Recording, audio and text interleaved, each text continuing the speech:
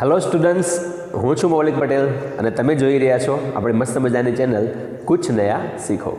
તો આજે આપણે શીખવાના છીએ ચેપ્ટર 1નું ઉદાહરણ નંબર 1.6. તો સૌથી પહેલાં તો રકમ વાંચી લઈએ. તમારી સ્ક્રીન ઉપર તમને રકમ દેખાતી હશે. રકમમાં આપણને કીધું કે એલ લંબાઈના સમબાજુ ત્રિકોણના શિરોબિંદુઓ પર. તો સૌથી પહેલાં તો અહીંયા આગળ આપણને એક ત્રિકોણ આપેલો છે કે જે સમબાજુ ત્રિકોણ છે કે જેની દરેક બાજુની લંબાઈ એલ જેટલી છે. તો આ બાજુ એલ હોય તો આ બાજુની લંબાઈ પણ એલ છે અને આ બાજુની લંબાઈ પણ એલ છે. અને સમબાજુ શબ્દ જે છે એના ઉપરથી આપણને એક વસ્તુ એ પણ ખબર હોવી જોઈએ કે આ ખૂણો એ, ખૂણો બી અને ખૂણો સી હંમેશા સમાન થાય અને 60 ડિગ્રીના થાય. એટલે ખૂણો એ ઇઝ ઇક્વલ ટુ ખૂણો બી ઇઝ ઇક્વલ ટુ ખૂણો સી અને આ ત્રણેયની કિંમત જે છે એ 60 ડિગ્રી થશે એવું આપણને ખબર હોવી જોઈએ. ત્રિકોણના ત્રણ ખૂણાનો સરવાળો 180 થાય. સમબાજુ હોય તો દરેક ખૂણાનું માપ 60 ડિગ્રી હોય. ચલો આગળ, એના ત્રણ શિરોબિંદુઓ પર Q1, Q2, Q3 દરેક Q બરાબર છે. તો અહીંયા આગળ શિરોબિંદુઓ એ, બી અને સી ઉપર વિદ્યુત ભાર મૂકેલા છે. Q1, Q2 અને Q3 દરેકની કિંમત આપણને આપે છે Q. તો દરેકની કિંમત છે સમાન Q. એના પછી આપણને કીધું તેવા મૂકેલા છે. હવે આકૃતિમાં દર્શાવ્યા મુજબ ત્રિકોણના મધ્ય કેન્દ્ર પર મૂકેલા વિદ્યુત ભાર કેપિટલ Q. તો અહીંયા આગળ ત્રિકોણનું મધ્ય કેન્દ્ર, તો અહીંયા આગળ એ ત્રિકોણનું મધ્ય કેન્દ્ર છે. એની ઉપર આપણે એક કેપિટલ Q વીજભાર મૂકેલો છે. હવે આમાં જુઓ, કૌંસમાં જે લખેલું છે, ફિઝિક્સના કોઈ પણ દાખલામાં કૌંસમાં જે લખેલું હોય એ જ સૌથી ઇમ્પોર્ટન્ટ હોય. જો તમે કૌંસને ઇગ્નોર કરશો તો તમારો જવાબ તમને ક્યાંય મળશે નહીં. એટલે ફિઝિક્સમાં ખાસ તમારે કૌંસ જોવાનો કે ભાઈ કૌંસમાં શું આપેલું છે એ દાખલા ગણવા માટે આપણા માટે મોસ્ટ ઇમ્પોર્ટન્ટ વસ્તુ હશે. તો અહીંયા આગળ આપેલું છે Q જેવા જ ચિહ્ન સાથે, મતલબ કે સ્મોલ ક્યુનું જે ચિહ્ન છે એટલે અહીંયા આગળ ચિહ્ન નથી આપ્યું, મતલબ ધન છે. તો આ કેપિટલ Q વીજભાર પણ કેવો હશે? ધન હશે. હવે આગળ, તો એના પર લાગતું બળ કેટલું હશે? તો આ ત્રણ વિદ્યુત ભારોને કારણે આ કેપિટલ Q વીજભાર કે જે ત્રિકોણના મધ્ય કેન્દ્ર ઉપર છે એની ઉપર પરિણામી બળ કેટલું લાગે એવો આપણો અહીંયા આગળ પ્રશ્ન છે. તો સૌથી પહેલી વસ્તુ કે આપણે આગળ શીખ્યા છીએ કે કોઈ એક વિદ્યુત ભાર ઉપર ઘણા બધા વિદ્યુત ભારોને કારણે જ્યારે બળો લાગે છે ત્યારે પરિણામી બળ કેવી રીતે મળે. તો એના માટે દરેક વિદ્યુત ભાર દ્વારા લાગતું બળ આપણે શોધવાનું હોય અને પછી એમનો સદિશ સરવાળો, દિશાઓ સાથેનો સરવાળો આપણે કરવાનો હોય. ત્યારે આપણને જે જવાબ મળે એ પરિણામી બળ મળે છે. તો અત્યારે હાલ જો આકૃતિમાં આપણે સમજીએ કે આ Q ઉપર કયા વીજભાર દ્વારા કઈ તરફ બળ લાગે છે, તો એના માટે સૌથી પહેલાં Q1 અને આ કેપિટલ Q બધાની નિશાની તો અહીંયા સમાન જ છે એટલે હંમેશા અપાકર્ષણ બળ લાગશે. તો ડ્રો કરીએ તો Q1ને કારણે કેપિટલ Q ઉપર અપાકર્ષણ બળ આ તરફ લાગશે. એટલે આપણે આ બળને કહી દઈએ F1. તો 1 દ્વારા જે બળ લાગે છે એ આ તરફ લાગે છે, નીચે તરફ. એવી રીતે Q2 દ્વારા જે બળ લાગશે અહીંયા આગળ એને આપણે આ રીતે ડ્રો કરીએ તો એ આ દિશામાં લાગશે. તો એ બળ થઈ જશે આપણું F2. અને Q3 દ્વારા જે બળ લાગે છે એને અહીંયા આગળ ડ્રો કરીએ તો એ થઈ જશે આ તરફ. તો આ બળ થઈ જશે F3. જો આપણને આ પ્રશ્ન MCQમાં પૂછાયો હોય, કોઈ ગણતરીની જરૂર ના હોય, તો આકૃતિની સમમિતિ ઉપરથી આપણે કહી શકાય કે અહીંયા Q વીજભાર પર લાગતું પરિણામી બળ જે છે એ શૂન્ય થશે. કેમ કે એક બળ એ આ દિશામાં લાગે છે, આપણું મેઇન સેન્ટર છે ત્યાંથી બળ એક આ દિશામાં લાગે છે, બીજું બળ આ દિશામાં લાગે છે અને ત્રીજું બળ આ દિશામાં લાગે છે. તમે જુઓ, ત્રણેય બળો વચ્ચેનો જે ખૂણો છે એ કેટલો હશે? તો ત્રણેય બળો વચ્ચેનો ખૂણો 120 ડિગ્રી હશે. કેમ કે ટોટલ તમે આખું વર્તુળ પૂરું કરો તો 360 ડિગ્રી થાય. હવે આ કેવું પંખાના પાંખિયા જેવું થયું. પંખાના પાંખિયા તમે જુઓ તો એની વચ્ચે હંમેશા 120 ડિગ્રીનો ખૂણો હોય.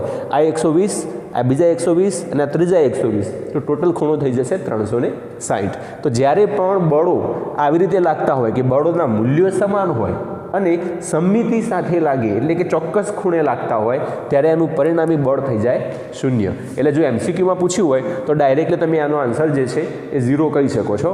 પણ જો ગણતરીમાં આપણને આવો દાખલો પૂછાય તો ગણતરી કેવી રીતે કરવી એની આપણે વાત કરીએ. તો હાલ વાત કરીએ એમ કે બળોના સંપાતપણાનો સિદ્ધાંત એનો ઉપયોગ કરીશું. તો F1, F2 અને F3 બળો જે છે એ આપણે શોધી લઈશું અને પછી બધાનો સદિશ સરવાળો કરીશું એટલે પરિણામી બળ આપણને મળશે. ચલો તો શરૂઆત કરીએ. તો F1 કેટલું થાય? તો Q1 દ્વારા કેપિટલ Q પર લાગતું બળ એટલે આપણે આને F1 કહી દઈએ. કુલમના નિયમ પ્રમાણે F = K Q1 Q2 R². એ પ્રમાણે આ પરિસ્થિતિ માટે Q1 અને કેપિટલ Qની જોડ માટે આપણું ઇક્વેશન થઈ જાય કે Q1 એટલે Q એની કિંમત આપણને Q આપેલી છે.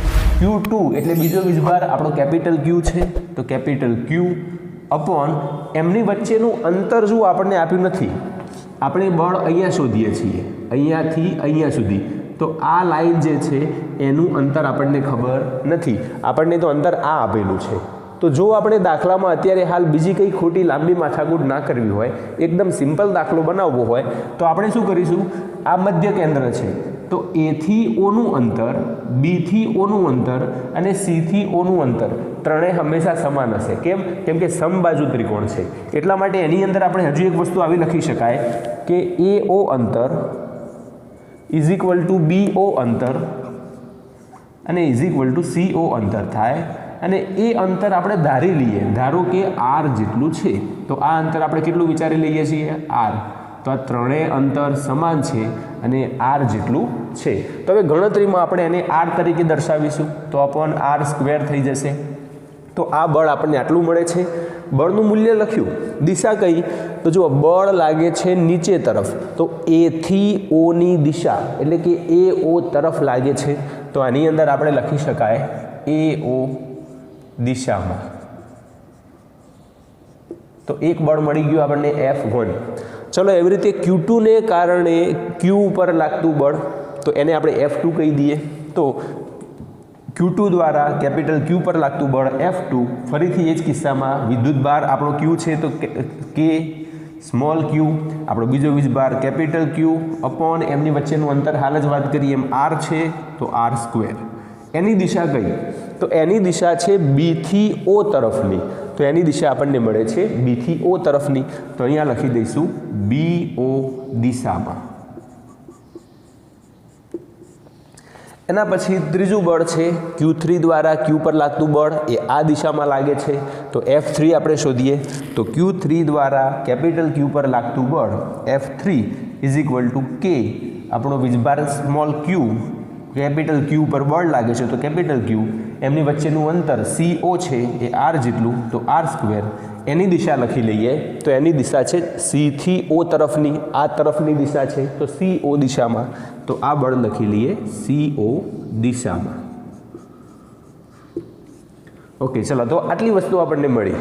હવે એક બળ આ બાજુમાં, એક બળ આ બાજુમાં, એક બળ આ બાજુમાં. તો હવે આવી રીતે હોય તો એમનો સીધો સદિશ સરવાળો આપણે નથી કરી શકતા. એટલે આપણે શું કરીએ? અહીંયા આગળ એક સિમ્પલ વસ્તુ વિચારીએ કે ધારો કે આ ઉગમ બિંદુ છે તો આ તરફ આપણે એક x અક્ષ વિચારીએ તો આ આપણી x અક્ષ છે અને એવી રીતે અહીંયાથી પસાર થતી હોય એવી આપણે y અક્ષ વિચારીએ તો અહીંયા આગળ આપણે આને ઉગમ બિંદુ ગણી અહીંયા x અને y અક્ષ વિચારી તો F1 બળ કઈ દિશામાં છે? y અક્ષ તરફ છે પણ નીચેની તરફ છે. જો ઉપર હોય તો +y કહેવાય, નીચે હોય તો -y કહેવાય. તો આ ઋણ y દિશામાં બળ લાગે છે. એવી રીતે હવે આ x અક્ષ છે. જો F2 બળ એ નથી x અક્ષ ઉપર નથી y અક્ષ ઉપર, બંનેની વચ્ચે છે. એવી રીતે F3 બળ એ આ બાજુમાં છે, નથી x અક્ષ ઉપર નથી y અક્ષ ઉપર, બંનેની વચ્ચે છે. હવે જ્યારે કોઈ સદિશ, બળ એ સદિશ રાશિ છે, કોઈ પણ સદિશ x અક્ષ અને y અક્ષની વચ્ચે હોય ત્યારે આપણે એના ઘટકો લઈએ છીએ.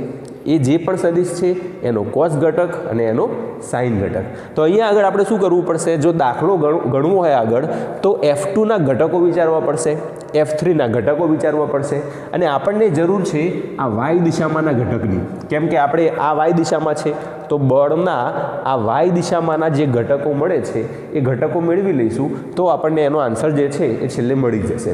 એના માટે શું કરી શકાય તો F2 અહીંયા છે, F3 અહીંયા છે, બે સદિશોનો સરવાળો કરવો છે તો પરિણામી બળ મળે.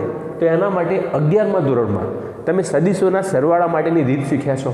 એની અંદર એક રીત હતી સમાંતર બાજુ ચતુષ્કોણની રીત, તો અહીંયા આગળ એનો ઉપયોગ કરીશું. તો એના માટે શું કરવાનું, આ સદિશ છે એને સમાંતર એક સદિશ દોરો તો એ આમ દોરાશે. આ સદિશ છે એને સમાંતર અહીંયાથી એક સદિશ દોરો તો એ આમ દોરાશે. અને આ બંને જ્યાં ભેગા થાય એ દિશામાં અને એટલી લંબાઈનો આપણને એક સદિશ મળે અને આ સદિશ એ પરિણામી સદિશ છે. તો આ પરિણામી સદિશ કોનો F2 અને F3નો. તો આ સદિશનું મૂલ્ય કેટલું એ આપણે મેળવવાનું છે. દિશા તો આપણને ખબર છે કે વાય દિશામાં છે, ઉપર તરફ છે એટલે ધન વાય દિશા કહેવાશે. તો આ બંનેનું જે પરિણામ મળે એને આપણે કહી દઈએ F'. તો આને આપણે કહી દઈશું F', નવું નામ આપી દઈએ કે ભાઈ આ બળ કેટલું. ચલો એ બળ મેળવવા માટે શું કરીશું, સૌથી પહેલાં તો આ F2 છે બરાબર. F2ને આમ આગળ તમે લંબાવશો તો અહીંયા આગળ 90 ડિગ્રીનો એંગલ બની જશે, કેમ કે આ એક કાટકોણ ત્રિકોણ બને છે ને કાટકોણ ત્રિકોણ બનતો હોય તો આ 90 છે એ ખૂણો એ જે છે એ શરૂઆતમાં જ વાત કરી 60 ડિગ્રી હોય તો આપણે આટલો ખૂણો કેટલો થાય, જો આખો ખૂણો એ 60 ડિગ્રી હોય તો આટલો ખૂણો જે છે એ થઈ જશે 30 ડિગ્રી. જો આ 90 ડિગ્રી હોય, આ 30 ડિગ્રી હોય તો આ ખૂણો કેટલો થાય, ત્રિકોણના 3 ખૂણાનો સરવાળો 180 હોય તો આ 90, આ 30, 120 થયો. તો અહીંયા આગળ આપણને આ ખૂણો મળશે 60 ડિગ્રી. તો આ ખૂણો જે છે એ થઈ જશે આપણું 60 ડિગ્રી. અને 60 ડિગ્રી થઈ જાય તો જુઓ આગળ તમે શીખ્યા છો એમ, જ્યાં કોણ બને ત્યાં કોસ લેવાનો. શું લેવાનું, જ્યાં કોણ બને એટલે કે ખૂણો બને ત્યાં કોસ ઘટક લેવાનો. એટલે કે F2નો આ બાજુમાં ખૂણો બનાવીએ છીએ તો એનો કોસ ઘટક લેવાય. એવી રીતે F3 છે એના માટે પણ થશે. આને આગળ લંબાવો તો આ 90 ડિગ્રીનો ખૂણો બનશે. તો ફરી પાછો આ કાટકોણ ત્રિકોણ બને, એની અંદર આ 90 હોય, આ પાછો 30 ડિગ્રી હશે તો આપણો આ ખૂણો કેટલો થઈ જશે, 60 ડિગ્રી થઈ જશે. તો આ F3નો વાય દિશામાંનો ઘટક શોધવો હોય તો એ થઈ જાય F3નો કોસ ઘટક. અને કોસ અહીંયા આગળ 60 છે, બંનેમાં આપણને 60 મળે છે. તો આ બંનેના ઘટકો કોસ ઘટકો લઈશું, એમનો સરવાળો કરીશું એટલે આપણને પરિણામી બળ આ દિશામાં મળશે.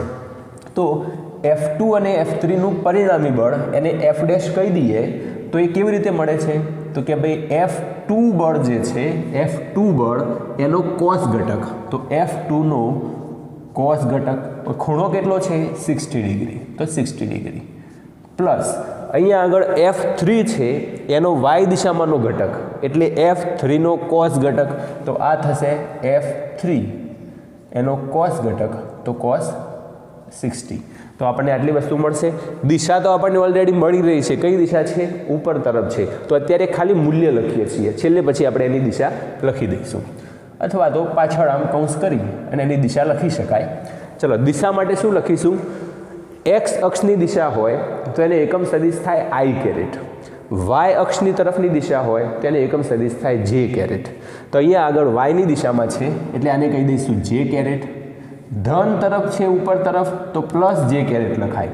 જુઓ નીચે તરફ કયું બળ છે F1, તો F1 બળ જે છે એમાં જો દિશા દર્શાવવી હોય તો હવે આમ પણ લખાય કે j કેરેટ, પણ નીચે તરફ છે એટલે ઋણ, એટલે આ માઇનસ j કેરેટ. એટલે માઇનસ શું કરીએ આપણે અહીંયા આગળ લખી દઈએ. તો હવે પર્ટિક્યુલર j કેરેટના સ્વરૂપમાં લખવું હોય તો એનું ઇક્વેશન આવું થઈ જાય. ઓકે, તો અહીંયા આગળ આપણને F1 જે હતું એ જેના સ્વરૂપમાં માઇનસ મળી ગયું, આ જે છે એ આપણને મળશે એ પ્લસ મળશે.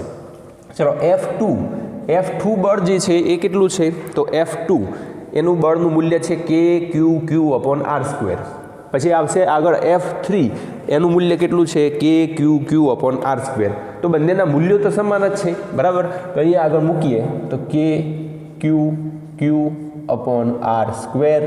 cos 60 ની કિંમત થાય 1/2, તો આ થઈ જશે 1/2 પ્લસ F3 તો KQQ अपॉन आर स्क्वेर અને cos 60ની કિંમત થઈ જશે 1/2 અને આ આપણને મળશે જે કેરેટ।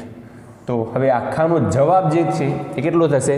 તો જુઓ આ પદ જેટલું છે એટલું જ આ પદ છે, બરાબર। તો બે વખત કે ક્યુ ક્યુ अपॉन आर स्क्वेर અને આ પાછળ 1/2 તો હતો જ, તો 1/2 ઇઝ ઇક્વલ ટુ 2 નીકળી જાય તો એ બળ મળશે આપણને કે ક્યુ ક્યુ अपॉन आर स्क्वेर અને આ થઈ જશે જે કેરેટ। અહીંયા પણ આપણે જે કેરેટ મૂકી દેવાય। તો આ બળ મળી ગયું આપણને એફ ડેશ એટલે કોનું પરિણામી બળ? F2 અને F3નું પરિણામી બળ છે એફ ડેશ, આટલું મળ્યું। ચલો હવે પરિણામી બળ આ દિશામાં છે ઉપર તરફ, આ બંનેનું F1 બળ નીચે તરફ છે। તો હવે એમનો જો સરવાળો કરી લઈએ, સદિશ સરવાળો, નિશાનીઓ સાથેનો સરવાળો, તો આપણને પરિણામી બળ મળી જશે। તો ક્યુ પર લાગતું પરિણામી બળ FQ is equal to F1 એટલે છે અહીંયા આગળ જે કેરેટના સાથે લખીએ તો માઇનસ કે ક્યુ ક્યુ अपॉन આર સ્ક્વેર જે કેરેટ। હવે આપણે એ દિશા લખવાની જરૂર નથી, આપણે જે કેરેટના સ્વરૂપમાં લખ્યું છે એને, અને એફ ડેશ જે છે એ આપણને મળ્યું પ્લસ કે ક્યુ ક્યુ अपॉन આર સ્ક્વેર અને આ પણ થઈ જશે જે કેરેટ। પણ જો આ બંને છે સમાન, બરાબર, પણ એક માઇનસ છે ને એક પ્લસ છે, એટલે એમનો સરવાળો કરો તો કેવું થાય? એમ ફોર એક્ઝામ્પલ -x + x તો 0, બરાબર। તો બંનેની કિંમત સમાન છે, એક પ્લસ અને એક માઇનસ, તો આ પરિણામી બળ જે છે FQ પર લાગતું એ આપણને કેટલું મળે છે? 0 મળે છે। તો આવી રીતે આપણે આખી ગણતરી જે છે એ કરી શકાય। પણ જો MCQમાં પૂછાયું હોય તો આવું કશું કરવાની આપણને જરૂર હોતી નથી। સમમિતિ ઉપરથી જ આપણને બધા બળોનું પરિણામી બળ 0 થાય એવું આપણને ખબર પડે, કેમ કે બધા બળોનું મૂલ્ય સમાન છે। અહીંયા આગળ જોયું એમ મૂલ્ય બધાનું સમાન છે અને દિશા જે છે એમની વચ્ચેની એ સમાન ખૂણા પણ બને છે, એટલા માટે પરિણામી 0 થાય। તો આ રીતે આપણો આખો જે દાખલો છે ઉદાહરણ 1.6 એ અહીંયા આગળ પૂરું થાય છે। હવે ફરી મળીશું નવા ઉદાહરણ સાથે, નવા પ્રશ્નો સાથે। ત્યાં સુધી ગુડ બાય।